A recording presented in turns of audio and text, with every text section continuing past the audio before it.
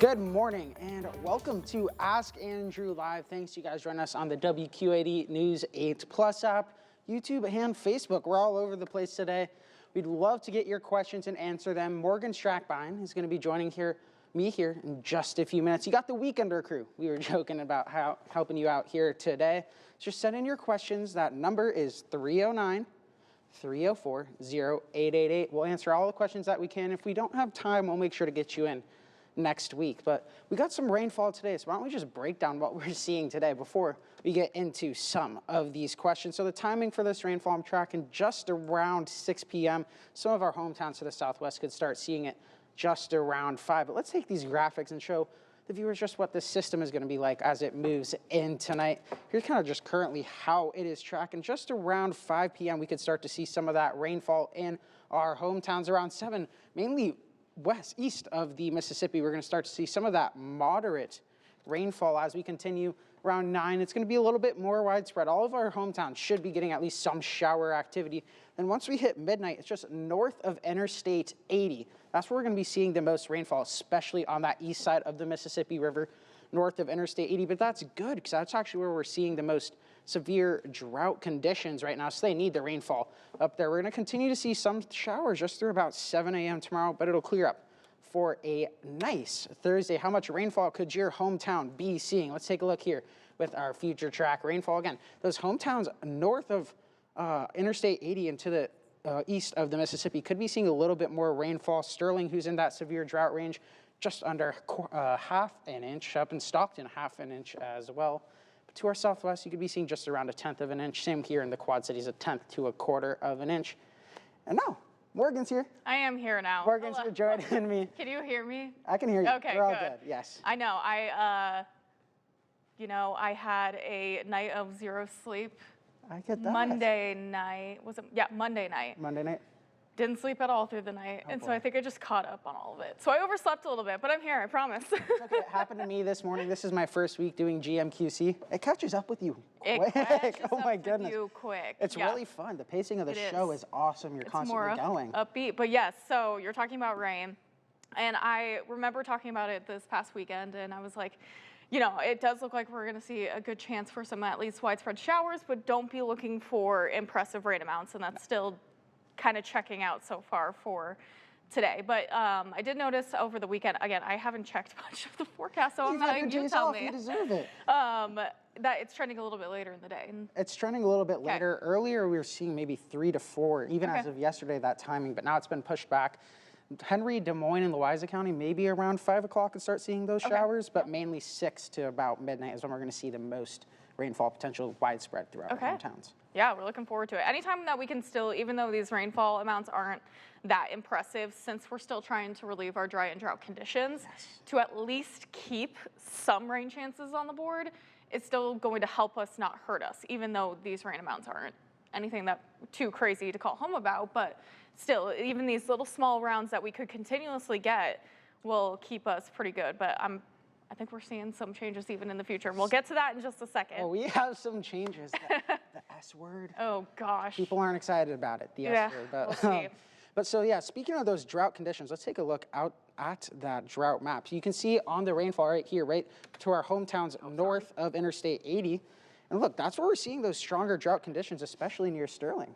Yes. So what's crazy is just, I think, a couple weeks ago, within the last 2 weeks, that severe drought, you can see that orange area, and that's where you see that severe 6%. So that's in the Sterling area, a little bit of Bureau County as well, just to the east of Princeton, Illinois, is where we're seeing that severe drought. But you can see a 33% change from the week before. Now we'll get a new update tomorrow with this drought monitor, and we're still expecting to see some improvement, probably more so to the moderate area. Moderate area. And next week after this, we have a pretty active weather pattern. So once we get to next Thursday, not tomorrow, but next Thursday, I think you're going to start to see a lot more relief on there as well. Yeah, and we don't want a big drought heading into the winter before the ground freezes, but we definitely want maybe a little bit of dryness, just a tiny bit, because then when the ground freezes completely, and then when everything thaws out, if we get a lot of rain in the spring, then the ground can take on a lot of the water, as well as the Mississippi River can take on a lot of the water. So that's kind of how you want to be, but obviously we don't want to be this bad. Not going this in. bad. It's kind of like a happy medium. Yes. Just a little bit dry. You want the farmers to get their rainfall in. Yes. But we don't want to get too much because we don't want to deal with the Mississippi like we did last summer. Yes. So it's something to definitely watch that we'll be watching here for next couple weeks while we also work in our cooler temperatures. Luckily, we haven't seen it yet. We haven't seen it yet. And I looked at this graphic yesterday because I was curious, just a little bit of percentile. Okay. So far this month, we're about 1.4 inches here in Moline. That's 13 days into the month. I made this yesterday, but 12 days into the month, so we have 17 days left. Our average is 2.3 inches, so we're just about 43% through the month now, and we're already at 60% of our rainfall. That's okay. That looks That's a lot better. track. It looks makes a lot better. It makes it look a lot better, right? And again, we're just almost to that halfway point of the month. Got a couple more days to go. And like Peter said, is we do see some activity kind of on the timeline, whether it does bring in our first snow sighting with it.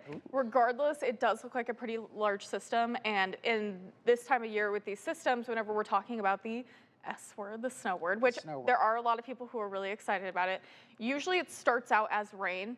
Yes. And then we get behind the system where the cooler areas, and that's where we can see a transition to snow. So whenever we see these kind of earlier season snow sightings, they're usually not that bad. Like, we're probably not going to get any accumulation out of it. It's likely going to melt upon impact. It'll be nice to see. I know there's a lot of people.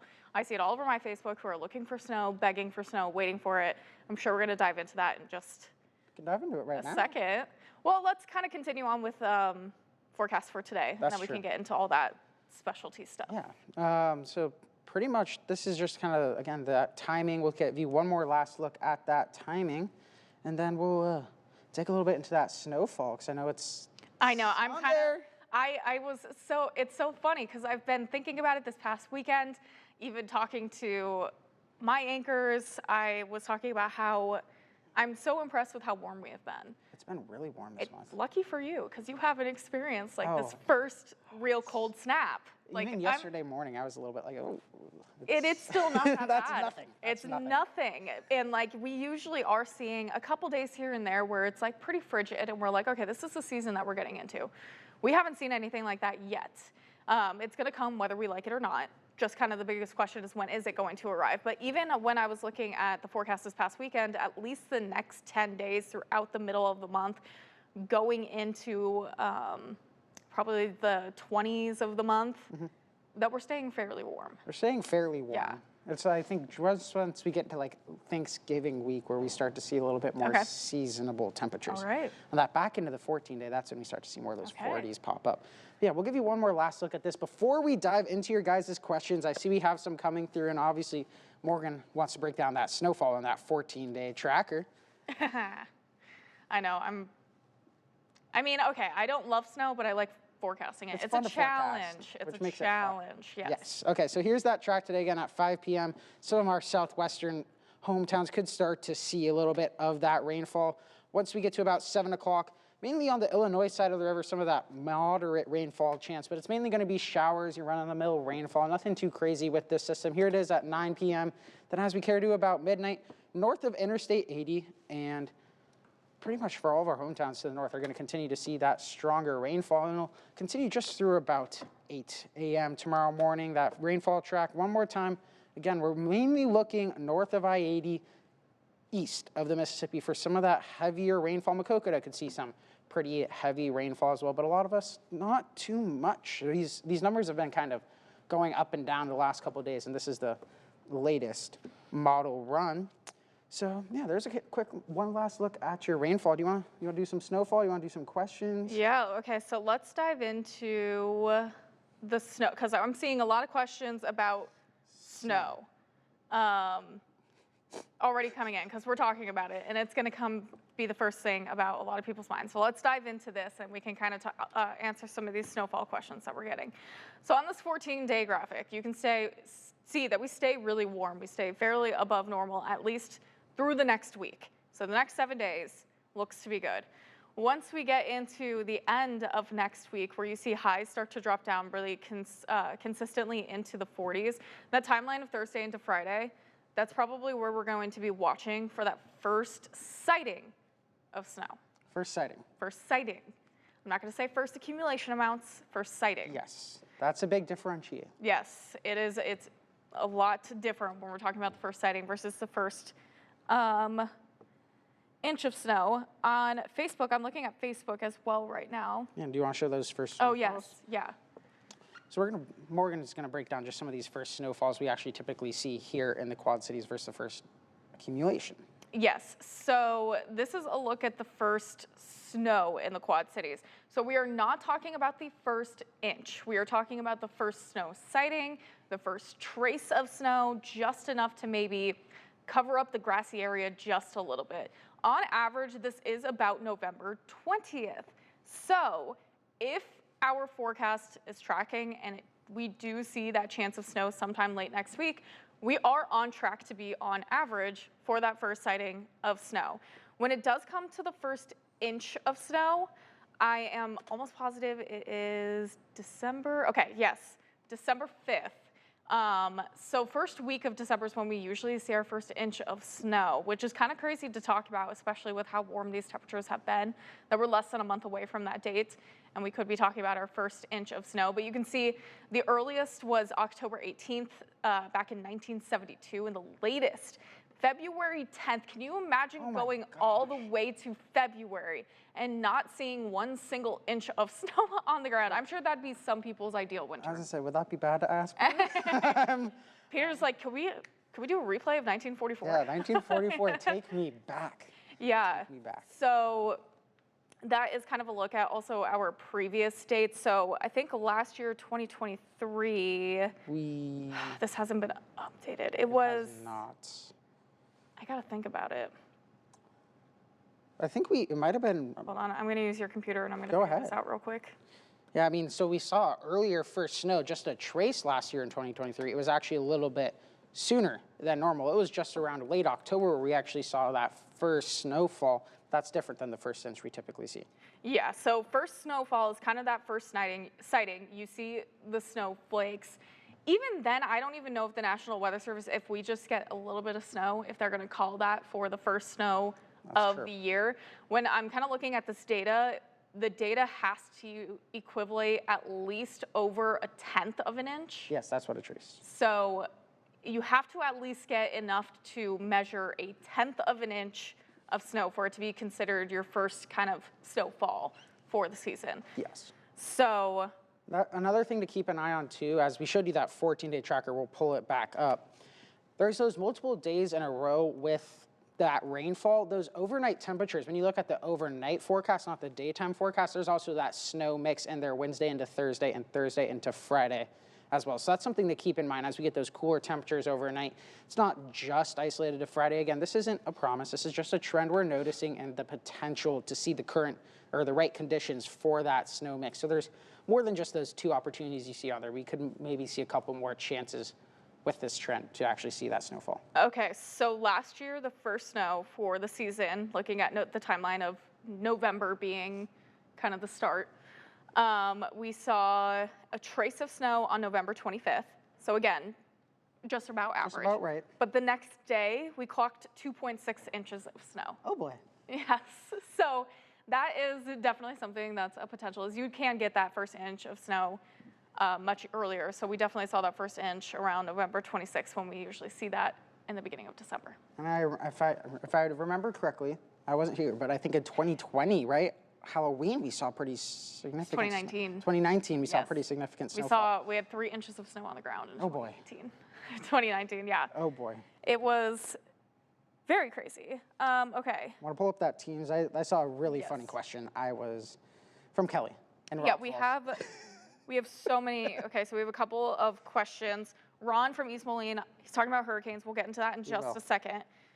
We have Gina from Davenport asking what factors influence snowfall amounts. Funny you ask. I actually just put together a package all about what we call snow ratios, and you'll be able to see that very, very, very soon, where I break down what snow ratio mean. But what it technically means is when we're taking, say we take a column of snow, you melt it down, and you get that inch of water. So it's kind of like how much liquid water is in the snow. There's a lot of factors that can really sway these amounts and why we also talk about a ton of ranges when we're snowfall forecasting. It's really hard to forecast. Yeah, so with snow ratios, they're very, very, very sensitive to temperature. So we know across our hometowns, we can vary by a couple degrees, if not 10 degrees. That's true. Across the entire area. With that big of a temperature factor, we're gonna see a huge range in snowfall amounts, because if you get to 30 degrees, then we could usually take that 10 to 1, what we call, so 10 inches of snow to 1 inch of water.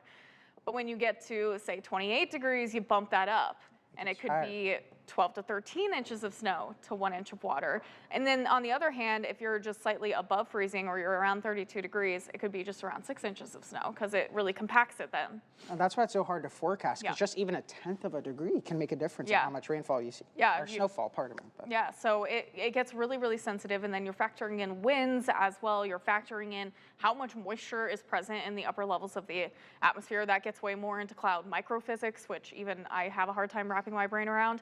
But if there's a ton of ice crystals present in those clouds, so that can also higher those snow amounts. So there's just so many different things that can change snowfall forecasting. So promise very soon, we're going to be releasing something exciting that you guys on the streaming app, on the WQAD 8+ app, that will kind of dive into a lot of the winter stuff coming up. So that should be coming soon. It'll be coming soon exclusively on that 8+ app. Exclusively. Yes. You can download that on your Fire, Roku, or Amazon TV for free today. Check out our website. We actually have a guide to how to download that app. Okay. This is my favorite question. So this is actually our digital director goes, real question, that is kind of funny.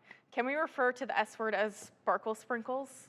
I kind of like it. Kelly and Rockfall sent that. I think that's much more fun. Sparkle sprinkles. It makes it more fun than us being like, snow is coming. Sparkle sprinkles. Sparkle sprinkles. I remember one year I accidentally, because when you're on TV and you're just spewing out words, I was talking about snow showers or snow flurries, and I accidentally combined the words and I said snow flowers. Oh, snow flowers? That's so snow, cute. Yeah, right? Snow flowers. They kind of look like little flowers. Yeah, the snowflakes, yeah. So that was funny. But yes, I think that we should just refer to the S word as sparkle sprinkles. Mindy asks, when do you think the first snow will be? So we do have something on the timeline here. So we have the 14-day outlook up. Yes, it's potential, again. It is potential. This is still pretty far away, and a lot can change. Yes, you can see ensembles that are kind of give you a good idea of the potential there is, but this is just a trend we notice. We could get up there and it might just be a couple degrees warmer, and then we might not be able to see that rainfall. But currently in the forecast, the trend is indicating between Thursday and Sunday next week, we might actually have some of that potential for the first trace amount, not the first inch. That's something to keep in mind too. Yeah, so those temperatures also, keep in mind, are very, very warm. So that's why I'm not expecting anything too crazy to happen out of the system. Regardless though, if we get snow or we see the first snow sighting or not in that timeline of next week between Thursday and Sunday, it does look like we're gonna be pretty active. So we can expect at least rain to come into play on the forecast. And leading in, we have a question from Frank in Muscatine. What causes freezing rain? Do we usually get some freezing rain before snow? So freezing rain and the different precipitation profiles, when we're talking about snow, generally, when we are at the surface all the way up to the cloud base, you have freezing temperatures. Yes. So it keeps the snow in the freezing condition, or the ice crystals in that freezing condition. And then when you get rain, you have temperature profiles again, all above freezing, from the cloud base to the ground. With freezing rain and sleet, what's gonna happen is you have this warm layer in between the cloud base and the surface. So when the snow is falling through that warm layer, it's going to melt. Well, with sleet, you have a little bit of cool air just before the surface, so it can refreeze just before it hits the ground and you get sleet. With freezing rain, you actually have the surface temperatures, like the actual ground is usually where you're getting that cooler air. And so everything is freezing on the ground. So when you get that rain to fall, it kind of develops a little glaze of ice. So it freezes on that surface. That's some of the times it's hardest to have those road conditions too. That's honestly more dangerous sometimes than snowfall. Oh yes, freezing rain can be something that's really dangerous. really dangerous to look out for. And with the follow-up to your question, do we usually get some freezing rain before snowfall? I'm not gonna say on average no, because we're talking about freezing temperatures, especially with freezing rain, the ground has to be frozen. Yes. It has to be frozen. You have to have really cold temperatures on the streets and the sidewalks and your cars and trees and all that stuff. And we just haven't gotten that trend to see freezing conditions happening yet. So No, and I would say on average, we don't really see that yet. No, and that's a little bit more down the line, more December timeline. Once we start to see those Yes. daily highs more closer to that freezing level, that's when we're going to start to anticipate and be able to track some of those. And one of the good things about freezing rain and ice events here is they're very few and far between. I will say last year we were kind of talking about them a little bit more. And that could be a testament to the warmth that we're experiencing more at times during winter. Yes. Because you're getting, again, most of the atmosphere has to be warmer than the surface for freezing and ice conditions to actually work. Seeing if we have a freezing rain graphic. Oh, okay, type in precipitation type. Gotcha. I know there's one because I've used it before. I can't spell. It's okay. You have an early morning brain. Yes. Okay. There we go. Right there. This one? Yep. Perfect. Let's pull this up so we can break this down a little bit better for you guys. Yeah, so you can have some visual.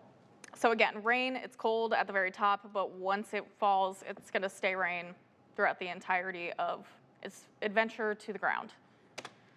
And then with freezing rain, again, that's where you see it freezes on contact. So you have the cold air in the upper level of the atmosphere. It hits that really large warm layer, but again, it's really cold at the surface. So technically, I am not really concerned about freezing rain until later on in the winter, once our ground does start to get frozen as well, more consistently. That's when we need to keep an eye on it. Again, that's going to be more, maybe even mid-December when we can start seeing those conditions. Yeah, so then with sleet, like I said, that kind of warm layer is shrunken. It's not as long, but it's still enough for the snow to basically melt, and then it refreezes before hitting the ground, and then that's where you get those little ice pellets on the ground. Those are fun. Yes, a nice sleet. Yes, who doesn't love sleet? Here's snowfall. And then snowfall is Just just cold. cold. It's just cold. It's just cold. That's all we got to worry about. Yes, but that being said, and I know that's when we're looking at those temperatures, if we could see snow later on next week, our highs are in the low 40s.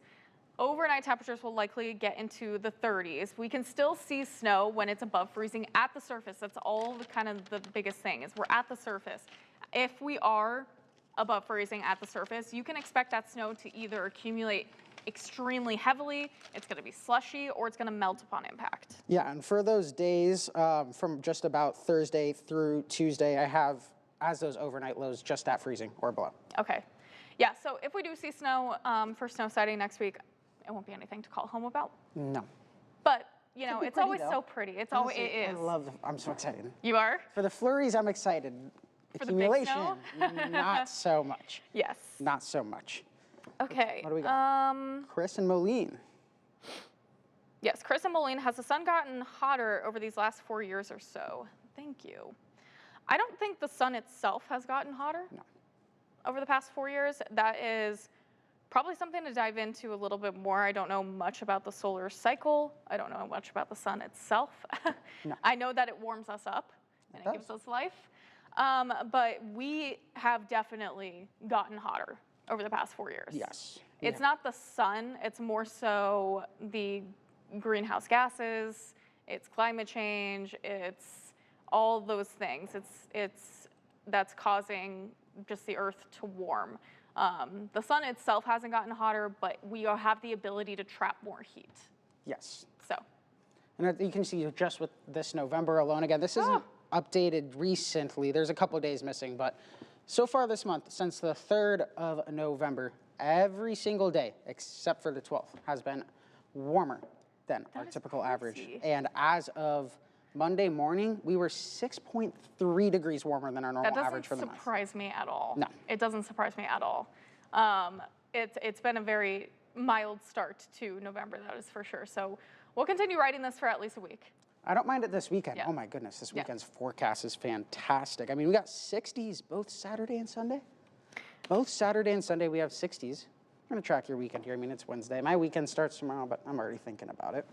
With this weekend, they're both just going to be fantastic days. But again, warmer temperatures. These are just about 10 degrees warmer than our average I'm highs. looking forward to it. gonna I be have the great. weekend off. Oh, there you go. Planned it correctly, I tell you. Oh, I know. All right. Another question, because we only got about a couple more minutes here, so we want to make sure we get all your questions. Kelly in Rock Falls asks, is it true that raking leaves removes a layer of insulation from the ground and snow will melt slower? Is it true that raking leaves removes a layer of insulation? Okay. I don't think it will make your snow melt slower. I actually think it might insulate the ground itself. that's what I'm thinking. I'm thinking if you have leaves on it, like all over the ground, it's going to insulate the ground below it. The ground below it, but the snow. So it might take longer for the ground to freeze below it. Yes, it'll take longer for the ground below to freeze. Yeah. But the snow will still melt because it's still going to get that radiation from the sun and feel the same air temperatures. And then it also might, this is all in just theory. I'm going to have to do more research on this too. This is a good question. But if that would be the case, if we're thinking that the ground would be more insulated, that if the snow is falling on top of these leaves and the ground is more insulated and warmer, in theory, I think that would mean the snow would melt faster. Ooh, I didn't even think about that because the ground heating on it. Yeah. That's something I'm going to dive into for you, Kelly. Oh, Okay. yes. From Todd, is it possible to have a derecho in winter? Sorry for the Midwest. It's far overdue for a major winter effect like we had in 1978. Oh, he's probably talking about the blizzard of 1978. Yes, I believe so. It is possible to have a derecho in winter. We actually had one. 2020?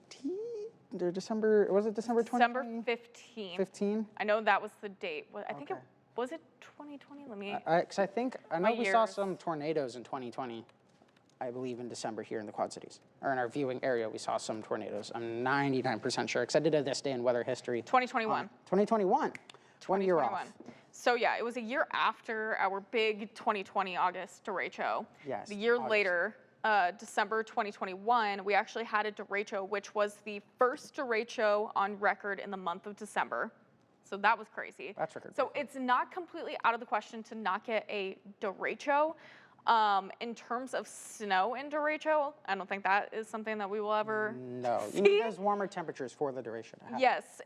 Again, with derecho, we're talking about like extreme winds. This is a big wind event. When we're talking about winds and snow, then we're going to start to talk about blizzard conditions. Yes. So I'm going to say Todd is looking for a huge dumping of snow this winter. We got our day last year. Did that not like cleanse your palate a little bit? I mean, if you want to, I'm just going to say no. But all the respect to you, if you actually, so I mean, I get it for some people. Hey, some people love it. It's pretty. I love, again, flurries. Okay. Keep that on track. We're going to do, we'll have this one. Oh, wait, there was one I actually just. Oh, the hurricane. Yes. Okay, so we'll finish off these two questions before we let you guys go. Yes. Okay, so we'll go back to the hurricane question. From Ron and East Moline, November hurricanes, are they rare? So they aren't rare per se. Hurricane season technically ends December 1st. Yes. That's when hurricane season ends. Typically, though, we don't see as many tornadoes, not tornadoes, hurricanes, my goodness. Hurricanes this late in this season. And we're actually tracking the tropics right now, coming up in just about the next 7 days. This system out in the Gulf of Mexico actually has a 80% chance to develop into a tropical storm.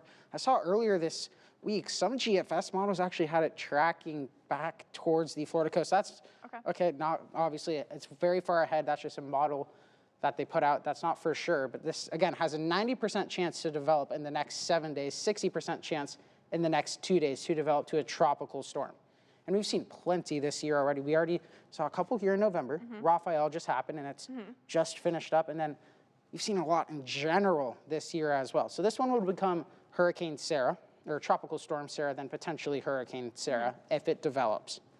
Now, the last time, I guess how many times I guess we've had the whole list gone through when it comes to Atlantic names? The last time? Or last time, and then how many times has it ever happened? Oh, gosh. I think the last time was 2021.